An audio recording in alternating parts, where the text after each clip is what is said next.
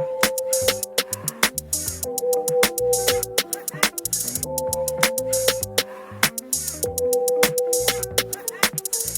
my name is Brianna Lachelle. Welcome to my YouTube channel. I wanted to start a faith-based clothing business journey, a series basically of just showing my journey of creating my clothing line.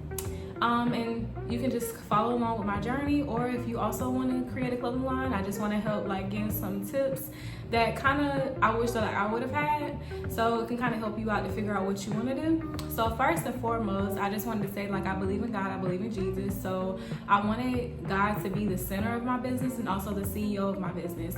So first I just wanted to say when I first was thinking about becoming an entrepreneur and creating my own business, I first fasted and prayed about the business, or what kind of business I should start, if I should even start a business at all.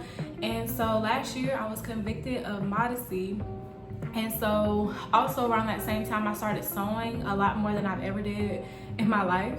And so I kind of connected the two dots, and I've also throughout the process I feel I was getting a lot of confirmations from other people and just different things like that. And so I felt like God wanted me to create a modesty clothing line for Christians. So basically that's my journey. So the first step I would say is just consult with God, make him the priority, or make him the CEO of your business, and just have him to help you throughout your business journey, I would say, because he will connect you with people who will help you bring this business to pass. And I'll definitely say I've experienced that for sure. The second thing I would say is that once you figure out the type of business that God wants you to have or to build, I would say to come up with a name. I wanted to have a name that has meaning, but also a one-word name, I guess you could say. But everybody's business is different, so I would just figure out what kind of name that you want to have for your business, and then also figure out the type of business structure you want to have. So I know there's a lot of business structures if you want to be a sole proprietor, LLC, and all these type of other different things. So I would kind of do your research of what's best for your business. But for me personally, I wanted to do an LLC because I wanted to make sure that my personal stuff is separate from my business. And there's a lot of other things that goes with it, but like I said, I would do my research before choosing which one you want to do. So that wasn't really bad. I think the only thing I was kind of procrastinating about is because I wanted to do an e-commerce clothing line, I wasn't going to have a physical location at the moment, and so I didn't want to have my address on there because it's public records. So it took me a while because I didn't know what I wanted to do with that, but I realized that you can use a virtual address, or what I did was I went to a UPS store, and you can get a mailbox from there, and you can use that as your business address. So if I would have known that earlier, I probably would have did it a little faster, but like I said, I kind of procrastinated a little bit. The third thing I would say is think about doing a trademark, I would say,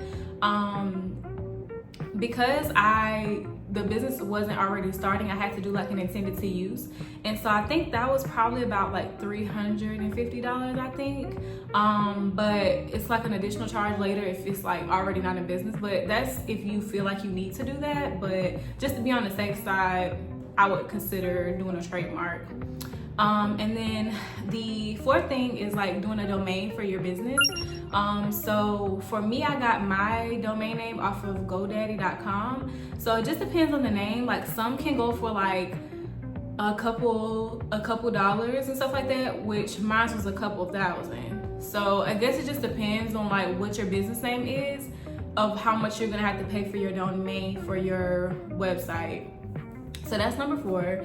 And then number 5 is I would say well, I guess maybe this is not in order, but I also would think about doing your business name, registering your business name. So just making sure you do your research to see before you do the domain and the trademark. So just make sure that you register your business name, and making sure that nobody else has that name before you do all these other things with it. And that costed probably less than $100 to register your business name with your state. This is the first part of the faith-based Christian clothing line series that I'm creating. So if you're interested in following my journey with my business, or if you just want more tips for doing your own business, comment and subscribe.